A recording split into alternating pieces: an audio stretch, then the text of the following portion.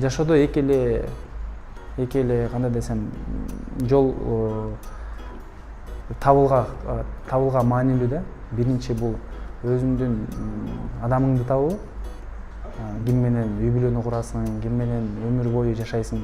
Экинчи бул өзүңдүн ордуңду табуу да. Ошол эки нерсени адам тапса, мен ойлойм, ал адам бактылуу болуп эсептелет. Адам 10 жаштан 25 жашка чейин, 30 жашка чейин ким болорун билбей турса, бул болгон эле көрүнүш.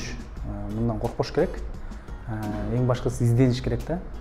Изденгенде өзүнө өзү көбүрөөк суроо бериш керек. Бул жашоого эмнеге келдим, кандай пайда алып келсем болот, менин миссиям кандай депчи. Анан көбүрөөк ошондой суроолорду берсе, көбүрөөк жооптор келе баштайт да. Ошондуктан көп аз жаштар чынында эле өзүмдүн ишимди тапкым келет, өзүмдүн жолумду тапкым келет деген кайрылуулар бар. Бирок бул жакшы көрүнүш, эң башкысы ордунда турбаш керек да. Мен деле 23 жашымда өзүмдүн ордумду таба албай, аябай бир кыйналып жүргөн убагым болчу. Бирок ага карабастан адам алдыга кадам таштаса, мүмкүнчүлүктөр да ачыла баштайт экен да. Көп адамдар билбейт экен эмне кыларын.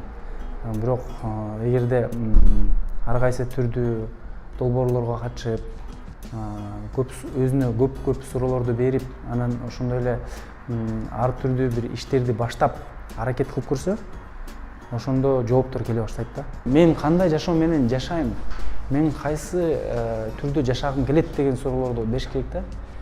Бирөө эмес, мен өзүм кандай жашоо менен жашагым келет, кандай коомдо кандай ордумду орнотом, менин кыялым кандай деген суроолорду берсе, адамды ошондо өзүнө келген жооптор ошол туура болот да. Бизнесмен болбосо деле, мисалы музыкант болобу, спортчу болобу, ветеринар болобу, балким ал киши жаныбарлар менен мамилеси жакшы, жаныбарларды жакшы көрөт, сүйөт ошолорду.